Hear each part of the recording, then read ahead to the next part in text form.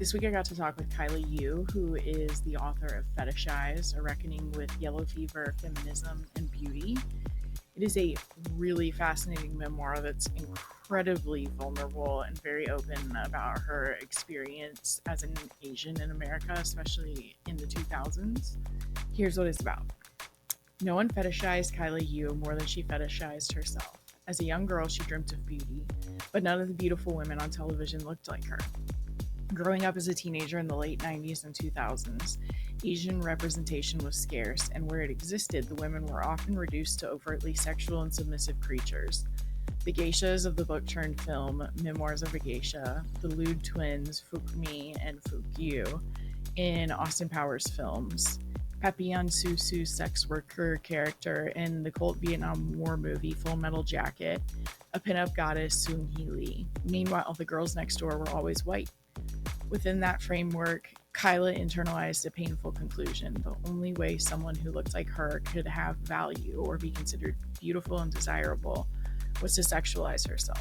Blending vulnerable stories from Yu's life with incisive cultural critique and history, Fetishized is a memoir and essays exploring feminism, beauty, yellow fever, and the roles pop culture and colonialism played in shaping pervasive and destructive stereotypes about Asian women and their bodies. Yu revisits the formative moments that shaped her identity. She reflects on the women in media who influenced her, the legacy of the U.S. occupation in shaping Western perceptions of Asian women, her own experiences in the pinup and import model industry, auditioning for TV and film roles that perpetuated dehumanizing stereotypes, and touring the world with her band in revealing outfits. She recounts altering her body to conform to Western beauty standards, allowing men to treat her like a sex object, and the emotional toll and trauma of losing her sense of self in the pursuit of the image that she thought the world wanted. I couldn't get over how vulnerable some of the things she shared is or was. It's a very powerful story. It made me aware of some things that I thought were truth that were not true, which you'll understand once you listen. So that being said, let's hear from Kaila. I am super excited to talk with you about Fetishized. I was just blown away the whole time that I was reading it. Some of it was just like the stuff that I learned was blowing my mind, but also I thought it was really cool how vulnerable you were about a lot of stuff that I think is like hard to talk about. So yeah, I'm super excited to talk about it. I'm so glad you reached out. Yeah, thank you so much for reading and having me on. Yeah, totally. So the beginning opens up with just these really casual kind of like one-off conversations you had with Asia Files, essentially. And I thought it set the tone really well. So what made you decide to start there, or did you kind of know you were always going to start it from there? Yeah, I thought that one anecdote about my acquaintance saying if you lined up 100 Asian women and 100 white women, the Asian women would be better looking. And he just said it so casually in a group of people with no not like he thought he was saying anything questionable. Right. And then of course, like this was kind of a powerful guy, so none of us were going to call him out at that moment either. Yeah, that totally makes sense. So we kind of follow your whole story, a lot of your life. It spans a lot of your life, and just your experiences with the perceptions of Asian women and the way they're depicted throughout culture. But I was also wondering what was the moment that that you felt like you were ready to write this and to talk about it?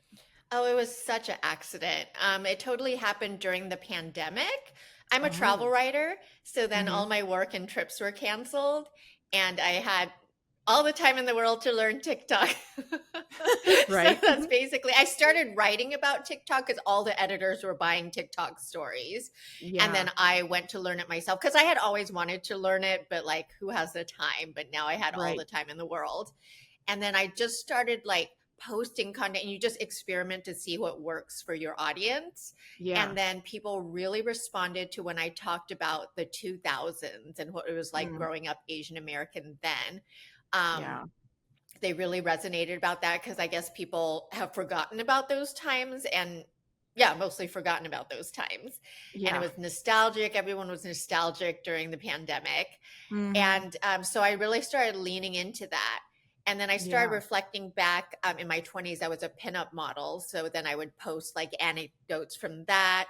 It Mm-hmm. wasn't something I'd really thought about at all until I started posting about it during the pandemic. And Yeah. then this was like a year in, and then there was the spa shootings that happened during the pandemic. Yes. The shooter went and shot 8 people, and 6 of them were Asian women. And they tried to say it wasn't targeted or racist, Yeah. but it totally was. Yeah. So that like Yeah. really caused me to reflect on how I might have like contributed to this Mm-hmm. mostly subconsciously in my youth, but I definitely feel Right. like I unconsciously played part. So that Yeah. kind of bred the idea of the book ultimately. Right. It's fascinating, kind of the speed at which publishing works. There are, like, I've even debut fiction authors that I've spoken with this year are like, well, the pandemic happened and I was like, maybe I can write a book. So it's like, obviously it was a horrible thing for us all to live through, but it has been interesting seeing how many people did like kind of dive into something creative or something that they just hadn't had the time to do until we were all kind of forced to stay at home. It's literally like you just have to pivot and make the best of like, I mean, it's a hard time Yeah. right now in life, right? But you have to make the best and like find the opportunity because there's always opportunity to educate or like work on Yeah. yourself or whatever. Yeah. Do you feel like your like travel writing, did that affect how you wrote this book? Like did you kind of bring anything from that those experiences into this? A little bit. I think the travel writing was inspired by my time in the band where we toured around and I really like developed a love for travel then. And then Yeah. also, I discovered free diving while travel writing. And it was only through writing the book that I realized why I had such a deep connection to it was because I was so, because of like how I fetishized and objectified myself, my Yeah. body was an object to me to use Right. to like for power. Because Mhm. in a patriarchy, your like sexuality and youth are power for a Yes. limited time. Yeah. But then I realized that I was still kind of operating my body there, like pushing it for results. So Yes. um, the travel writing made me discover scuba diving and free diving, which really connected me to my body. Yeah. It is, it's cool finding the things that do connect you to your body because like kind of what you're talking about when you've had like mental or emotional health issues or blockages, just whatever, sometimes you just don't even realize how much that like takes you out of your body. You Like don't not even everyone know you're knows. disassociated or whatever. Yes. Yeah. And well, and especially in your case, you start very early and like you cover stuff from like your early teens or maybe even a little bit before that to now. And so it's like when you've been dealing with it literally your whole life, how are you ever going to know?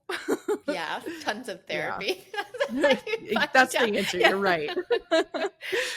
um the the theme overall is you exploring both some of your internalized like racism towards yourself in some ways and also societies, which is how you kind of learned it. So kind of looking back, was it therapy that kind of helped you become aware of that, or was there like a moment that helped you like, oh, that like all of this connects together for me now? Yeah, it was a lot of it was getting sober, so that caused Mhm. me to like have to do work on myself and like Yeah. be sober so I was present to look at myself. You know, you're not really able Yeah. to look at that stuff when you're not sober. And also during the pandemic before the shootings, there was so much Asian hate happening that everybody was talking about these topics. So we were Yeah. very much like it was in the zeitgeist. Yes. Yeah. That was the other thing I really that was engaging for me about the book is I just recently I started a Substack where I'm talking about like the way stories help me understand the world. That's at least part of my Substack. And so I'm kind of talking about how media, like books, TV shows, movies, the way they help me understand like both myself and the world. Once I started reading yours, because this is like a collection of essays too, kind of just on different things that you experienced. I think the first one you technically referenced, I think was Memoirs of a Geisha was the first one. But it was like dawning on me that the same way that like positively helps me, it can also be so negative if the stories being told are, maybe not being told by the right people, for example. So as someone who's like very into pop culture, and I get a lot of stuff from stories as well, this was like very illuminating of like, oh, representation doesn't always matter if it's like written by a white man, essentially, is kind of where I'm going with Memoirs of a Geisha specifically. So did you know when you started that like you were probably going to be able to find these very zeitgeisty moments or media to kind of explain how that understood yourself, or did you kind of have that happen as you started writing? I kind of knew, like, immediately those popped to mind because we're, as a community, really aware of it. But the Yeah. sad thing is that there is so few. When I go back into the 2000s, literally I've named everything that I can name because there's Right. nothing else. There's like about 5 media references, and I think it's like Memoirs of a Geisha, Austin Powers, where the girls were on for like a minute or something. Yeah. Mean Joy Luck Girls, Club. Joy Luck Club. Like there's 6 or 7 pieces, and that's like everything. Yeah. Right. Yeah. Yeah, it was fascinating to me. The reason that like it really clicked in my head where I was like, oh, stories can also I mean, any new stories could be just as damaging, but when I started the chapter that's just called Geisha, I have not read Memoirs of a Geisha. I have not seen the movie. When it came out though, I was like I don't know, I was like 12 or 13, and my parents book club read it. So Oh like I wow. remember hearing about it was like the crazy part, and that was my only context of geisha. So even when I first started reading it, I was like, oh yeah, it's that really sexually exploitative practice that they do in this other place. Oh yeah, yeah. And so when I was reading it and got to the point where you were saying like geisha literally means like art person, is that person, I think is what it Yeah. was. Um that was like my jaw just dropped because I was like, for 20 years, like I have not even, because I think it said it came out in 2005. For 20 years, I didn't even read it, I didn't even watch it, but I knew that was like the association of it. So it took me 20 years to like read something like this and learn that it was actually not even that. So yeah, do you want to talk about how like conflicting all of that messaging must have been for you as well? Well, that's crazy to even hear that because you never even watched the movie and No. just came away basically with the idea that geisha are prostitutes. That's kind of Yes. like the Yes. overlying message of the movie, which Yep. they actually are not. So yeah, Crazy. and it was portrayed that way. So Hmm. how could you fault people for thinking how it was written and Right. portrayed? And the book was so honestly beautifully written. Like it Mm, really is engaging. So it draws people in and like romanticizes it. So right.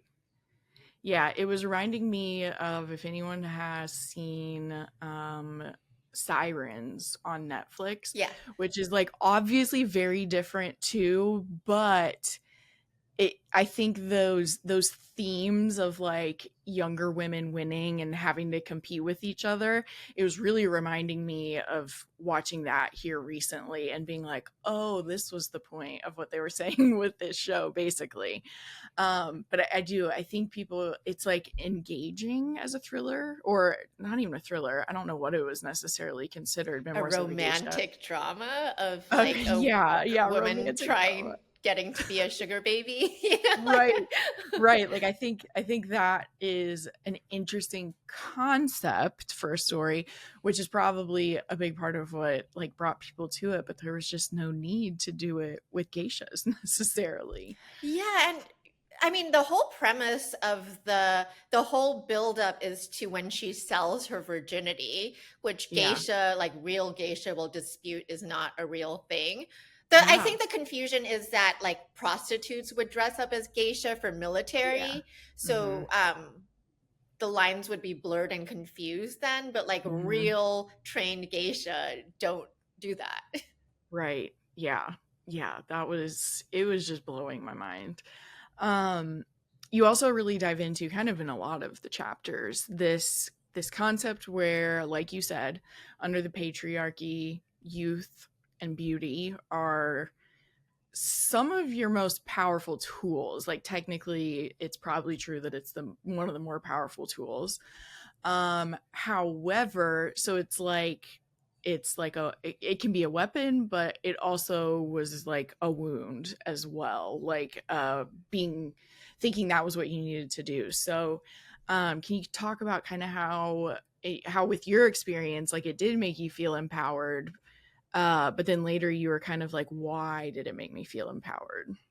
I mean, I think we were all, as women and not just Asian women, taught that in the Hmm. 2000s. I kind of um, call out author Ariel Levy. She wrote Feminist Chauvinist Pigs, and she's talking about how like porn culture and raunch culture was normalized in the 2000s. So basically, Hmm. we were taught like we are post feminists, we are like equal now, and we can be sexy if we want to be, and it's Hmm. empowering. Yeah. And that's like basically a lie. So, I mean, Yeah. there is a way to be sexually empowered, but it's so difficult in the patriarchy because it's like, Yes. it's always the male gaze is a default gaze. It's the only gaze, really. So, how Hmm. do you not perform for it, you Right. know? Yeah, that's what I read a book here recently that just came out a couple months ago called Girl on Girl by Oh, I Sophie totally read that. Gilbert. I devoured that book. Oh, And that I covers a lot of the same topics too. it really does. That's what I was fascinated reading yours because this obviously talks about it. Yours talks a little bit more niche. It's more toward like the fetishization of Asian women, but it was reminding me of that book that I had read because I had that same realization that you kind of just mentioned. I was like listening to it when I was walking my dogs, and she was talking about that, how we were told it was empowering to be like wanted or even to be objectified, and she talks about it in the context of music as well, and rap. And it was also reminding me of like when I was in college and like I had a rap playlist that I would run to, and like you would feel empowered by the songs because you're like, oh, this gives me power, and like I'm working out and I'm hot and like all of this, and like listening to it I was like, oh, okay. So like it was like, did I actually want that type of power, or was I just like told like, hey, I mean, this is your power, you should feel good about it. So it's been crazy reading that one and then yours, like so similarly within a few months. Yeah, it's such a limited power, and it's so damaging to teach young women that that is their superpower when there are so Yeah. many other, things we have to offer. Yeah. It really is. Um, you also kind of talk about different like body modifications that you went through. And I think that one's always such a tricky topic in general because it kind of similarly, it's like I would want women to feel like they can do whatever they want with their bodies. And then the flip side is like, how well can we even always gauge why we feel bad about a certain part of our body? Yes. Um, so can you kind of talk about like how like conflicting that is for you too? Yeah, it's funny. I just posted a video on this topic before coming on today. Oh, So right nice. now, yeah, there's a controversy happening on Love Island season 7 Oh, with yeah. Sierra Ortega. She basically, I think in a old post, she said Mm. she was getting Botox because her eyes look too C-word, which is like a slur for Asian or specifically Chinese eyes, which it seems kind of shocking that you would think that it was okay to say that slur. Like, Yeah. anyways, but She's then been in a lot of drama this season, right, too? So, like, I'm actually not caught up. I'm still on season okay. 6, I'm which, not caught up either. I just yeah. keep seeing her in the headlines. Yeah, But yeah, go she's ahead. in the headlines, and I guess her getting cut's gonna be a big deal because she's, like, in so many of the major storylines, and she's in, like, a Right. coupled couple. But Mhm. anyways, like, she didn't even know any of this drama was having on happening because they don't have social media. But basically, people took to, like, social media. They started petitions to get producers to take her off. I'm actually Mhm. against cancel culture, like, I would rather see In general. accountability, you know? Yeah. No, cancel culture works for like Harvey Weinstein or like Correct. P. Mhm. Diddy, but like not for Yes. somebody who said some dumb thing, you know? I agree. Um, Now for this, it's maybe a little bit different because like other followers posted receipts of like pointing out, hey, this is like racist. And she said, but I Yeah. didn't use it that way or whatever. So it's been pointed out to her and then she didn't remove it. And like, Oh. yeah. So this is perhaps a little bit different, but Yeah. still, I mean, it's still racist if you're using a slur. yeah, it's a little strange to be using a slur. Yeah. She obviously didn't consider it a slur, I guess. Yeah, I Yeah. guess in her opinion, it's just not. Yeah. Yeah, that's a tricky one. But yeah, growing up, you know, everybody knows about that like racist thing where you pull your eyes back. And Yes. yeah, so, and then Asian eyes have never been like, oh, like Asian eyes are the prettiest or whatever. Definitely Right. growing up, it wasn't like celebrated as a feature. Right. Um, so I always wanted bigger eyes. And then in my 20s, I ended up getting eyelid surgery. It's like probably the most common surgery for Asians. Like moms will take their daughters like as young as like 12, 13, 14 to get it done Right. early. So, well, I don't know. See, my surgery, the double eye surgery, Mhm. you get it like sliced up higher to like bring Yeah. your eyes open, but mine has faded since then. And Oh. I was happy with it at the time. I don't regret doing it necessarily, but I Mhm. don't think I'm going to do it again. And then I Yeah. definitely think if I grew up with different, you know, influences, Right. and it wasn't just such a acceptable surgery, Right. I may not have gotten it done. And then not everybody knows that I think it's Dr. Ralph Millard, who's a white guy, invented the surgery or popularized it Mhm. um, during the US occupation, during the Korean War or whatever, to make prostitutes more attractive to American soldiers. Yeah. So, yeah, the origins of it are Are not just wild. wonderful. Yeah. Yeah. Yeah, and it's you're talking about upper blefs for anyone who is like really into pop culture. Like you're hearing about it even more now with just like all kinds of women, like to the point that like it's like I have an eye that like droops, like my eyelid does just on one side, especially when I'm really tired. And my doctor had mentioned to me before, he was like, if it does get to a point where like it's affecting your vision, like you might be able to get it covered by insurance. And there have been times, and so like ever since it's been in my mind from that, and then it's like I'm hearing people talk about it all the time and be like, I think this celebrity got it, I think this housewife got it. There have been times where I'm like, oh, it would just be so nice if my eye didn't look different than my other one. And then sometimes I'm also like, I don't know how much people are really noticing the tiny little difference in my eyes, but Like, I don't it notice. has Yeah. gotten more popular. But when I was reading that, like about where it came from, I'm like, oh, I don't think this really came from the idea of trying to help people medically. Yeah. It does. Which is probably true with a lot of plastic surgery as well. And to be clear, I don't think there's a black and white answer about whether we should be getting plastic surgery either. I think there's a lot of intent involved in like how we would maybe judge that. And I thought it was cool. I feel like you approached a lot of topics in the book where you're like, this is what like socially I grew up around and this is why it made me feel this way. But you also aren't like shaming anyone who's done it or shaming yourself as well. I feel like you really kind of stayed in a neutral space in some ways where you just kind of like talked about the truth of it all? Was that kind of intentional too, to still want, because like even your experiences, you're like, oh, I was complicit in some of this because it was what I was around.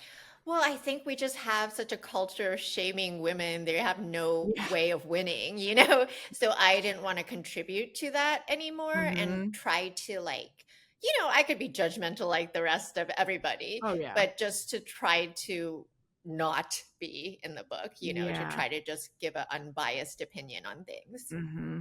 Yeah.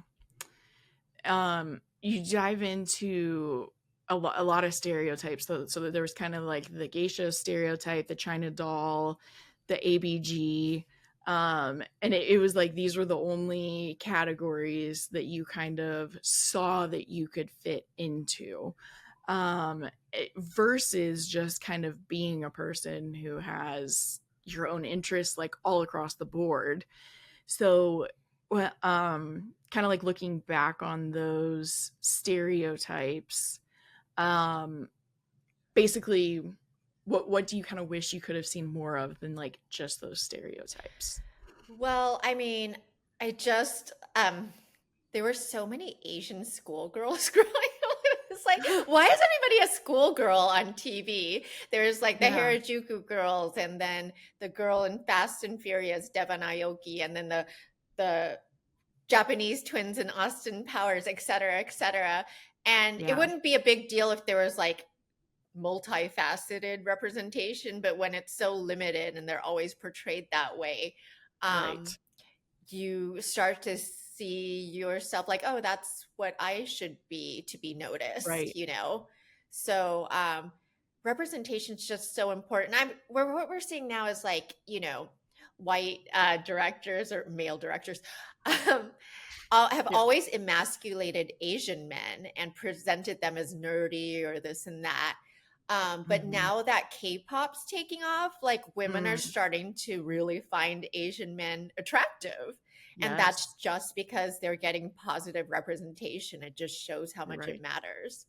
Yeah, yeah. It is this default that, especially with the men, like you're saying, are just like nerds or scientists or geeks or like whatever you want to fit in there.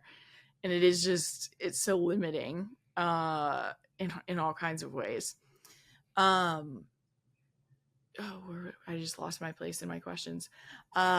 So you also kind of talk about like the gray area of like what is a preference and being attracted to a certain type of person, which we all technically are attracted to certain types of people, versus when it veers into fetishization. So what are like the key differentiators you see there?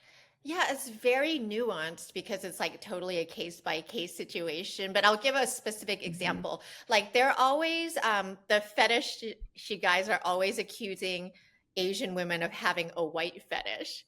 And I'm like, Mm, first of all, that's impossible because a fetish has to do with mm, colonialization. So Asian yeah, women have never colonized white countries and raped white men, first of all. So, true. and then second of all, like Asian women aren't with white men for sex. They're not like, oh my Right. God, I want to like fuck that. Like that's just not the motivation. I will say No. there's probably internalized racism where they see white men as a pinnacle because that's what's represented as the football Right. player in the movie or the hero or whatever. That's Yeah. different and it's not sexualized. So it's not a fetish. That's Yeah. internalized racism. And Yeah. also, I think Asian women don't treat white men as interchangeable. Like, oh, I'm done with you. Mm, I'll just get another white guy, which is right. something Asian files do. They'll just say, like, oh, okay, there's a specific video that went viral. There was like Uh-huh. this old dude, like 50 years old, an old white guy, and he was saying, here's my advice to all you men out there. Go to Yeah. Asia. You'll find a Hmm. hot Asian girl. She'll be extremely hot in her 20s, and Yeah. she'll inevitably get sick of you in 5 years, but you'll just trade her in for a new one. So Yeah. that's a good example of the interchangeability is what makes it a Hmm. fetish and like the Right. disposability. Right. And you Yeah. never hear like women saying that about men, period. Like, oh, he's gonna get sick, I'll just trade him in for a new one. You know what I mean? No. Yeah. That's not the conversation that's normally happening. So another thing that kind of blew my mind was you talk about during the wars there were even these comfort shelters, I think it was what they were kind of called, set up for when like troops came in, and so they could hook up with women there who were choosing to be prostitutes essentially. And then when they didn't have that, the amount of rapes, like the number was astronomical, the way that the number of those even went up.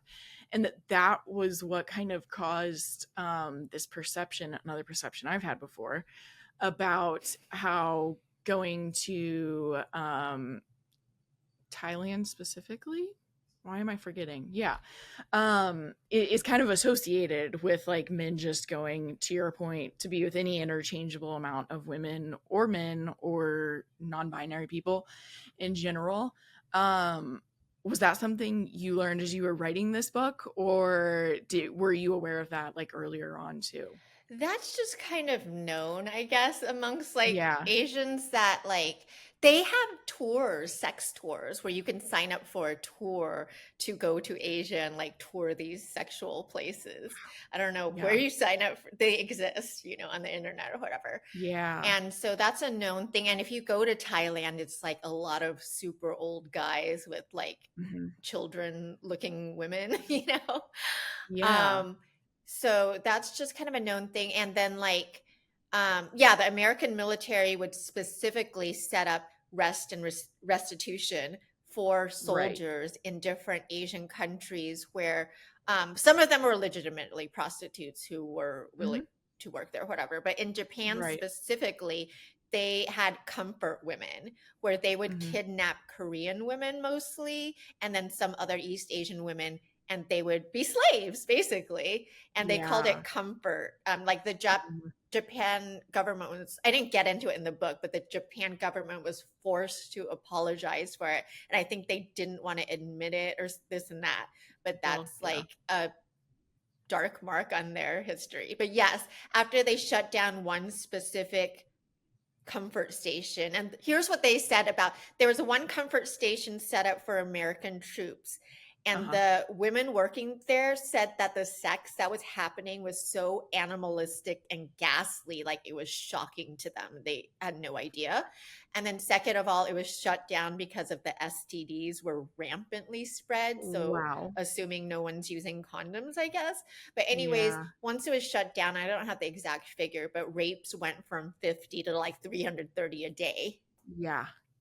Yeah. It was that I knew that there were I knew that it was like a joke, which is even crazier for like men to go visit those places. What I definitely did not know, which makes sense now, of course, though, was that it even kind of originated from basically just the troops being over there. I'm like, of course, that's where it originated. It wasn't just something spontaneous. Yeah. And that's Yeah. just the idea of like rewarding these poor 20-year-old soldiers who have like seen the worst things in the world Right. with sex from like willing and unwilling women. It's just like a horrible cycle.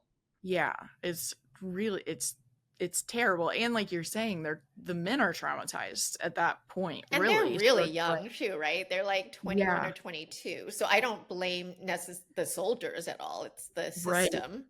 Yeah. Yeah, it absolutely is. I don't know if you want to discuss this part or leave it or consider it a spoiler in some ways of the book, but you also kind of explain your state of mind and all of the messaging that you were receiving and how that led to you being assaulted as well. Was it had to be difficult to write those chapters, or that chapter. It kind of covers it in multiple, but did you feel like that was just a really necessary part for you to include? Yes, because like that video has haunted me online for like, I it's can't almost been imagine. 30 years. Like the video's off the net now, but like still people have it on their hard drives, like it Right. exists in the world.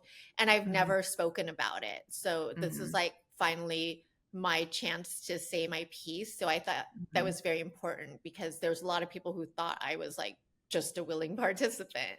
Yeah. Right. Yeah, and in the context of things that have happened here, really with Diddy's case here recently, a lot of people saying like, oh, she was willing though, or like she didn't say no to it. You also kind of cover again like a gray area where it's like, just because you didn't explicitly say no, you can still be coerced into something. Yeah, you So can be tricked into something. Like for me, yeah, I did not know, I was not signing up for that. I showed up at a place and then it was like, oh, this is what it is. And then I'm alone and I'm 19. The guy's yeah, like 2 decades older and twice my size, right, Same with Cassie, like how much hmm, older was he, and he was a right, very powerful man. hmm, Yeah, it's hard because it's like we have those responses, it's fight or flight and hmm, fawn or freeze. And yes, sometimes to get out of like a assault situation, fawn hmm, is the easiest way. You it just just like play is. along until it's over. And it's Yeah, like traumatic, but like, yeah, sometimes I don't know the answer to this, because no, fighting no, yeah, back is like could put you in further danger and like hmm, violence. So right, yeah. yeah. Um, was writing the book kind of like a healing process for you in regards to just like all of these messages that you've been sent growing up? It was probably the most healing experience of my life. I Yeah. mean, my editor's so lucky because my editor has been such a champion of my book. Oh, And good. I didn't deliver the book to her finished. Like, since it was chapter by chapter, we kind of like, I'd write an Right. essay, she'd give feedback, and we'd be like, what essay Hmm. fits best? So she was very collaborative in the process. Nice. So that really helped me process a lot, just having Hmm. another woman who was, you know, compassionate, just Yeah. reading and working alongside me. Yeah. Yeah. It's so cool the way, like, it's a version of like finding your voice and feeling like I do have something to talk about and I'm going to talk about it. Like, had to feel good too. Um, so you also dive into the male gaze, probably in lots of the chapters, but you do discuss not entirely negatively the role like your father played in the way that you wanted male attention. And it sounds like he worked really hard for your family, and was like a big part of providing like the financial stability, kind of all of that that you guys needed, but you never necessarily felt connected to him. And so then that kind of led to you really seeking that connection with like any males in your life, really. So what kind of helped you have those realizations that it was kind of connected to that? And I want to preface this by saying my dad is such an amazing dad in every way. Like Yeah. he's kind and like gentle and sweet. But I think in the Hmm. Asian culture, they are just a little more hands off than American Yeah. culture. Like your Asian dad isn't telling you you're beautiful and wonderful like dads Hmm. today do. Hmm. But how did I come to that realization? I think, it always goes back to childhood. All your Oh trauma yeah. ties back to childhood. So, my mother, who's also an amazing mother, but Yeah. like recently a therapist pointed out, because logically, I would think the male gaze issues would stem from my dad. That's like the Yeah. logical conclusion. And of course, some of it does. But Hmm. my therapist recently introduced me to a book called Mother Hunger because she was Yeah. like, oh, there may be some issues here too. Which, Yes. of course, daughter and mother relationships are really fraught, and like Hmm. mothers don't get a guidebook on how Right. to, yeah. So, um, yeah, just through getting sober and therapy has been a Hmm. lot of work on like seeing what in my childhood I could heal, doing that Yes. like inner child work, which is like so cheesy but really helpful. It's not. It's so helpful. I did 7 years of therapy in my 20s, and now that I'm in my 30s, I'm grateful. Sometimes the way I say it is that I'm grateful that my childhood was bad enough that I had to do it so early. So like when I'm trying to put a positive spin on it, that is kind of what sticks out to me, is like at least I did do it now, and now it's a little easier in my 30s to like see the things. But like you're saying, there are still many moments where I'm like, okay, my inner child is scared right now. And like, I'm just going to kind of have a conversation with her in my head and be like, you don't have to handle this. And like, I am an adult and I do know how to handle this. And it's okay that this reminds you of something. But like, we can walk through this together, and like, I can take care of you. I read Mother Hunger, as well as there's another one called The Mother Wound. Mm. Um, and it's just a lot. And like you're saying, some mother and daughter relationships are just fraught in general because it's a complicated dynamic, and then other ones are just like very bad, and it does just kind of follow you, like you're saying, like kind of all of it is a part of it. And you did kind of near the end, you talked about how you're still kind of reprogramming yourself, which like I'm saying with my experience, I think you if you choose to, you can reprogram yourself your whole life long, because there's all kinds of stuff that we want to reprogram, even just when different social issues come up. So um kind of, what is your experience with that now that you kind of have like the awareness of some of these things? What's the reprogramming like for you now? Well, I'm still working with a therapist, but Yeah. also like I'm kind of doing, she does like IFS, um, which Yes. I don't Oh, remember what it stands for. internal family systems is what Yes, it's so it's called. basically like not just inner child, there's a whole bunch of people Yes. inside you. And like Yes.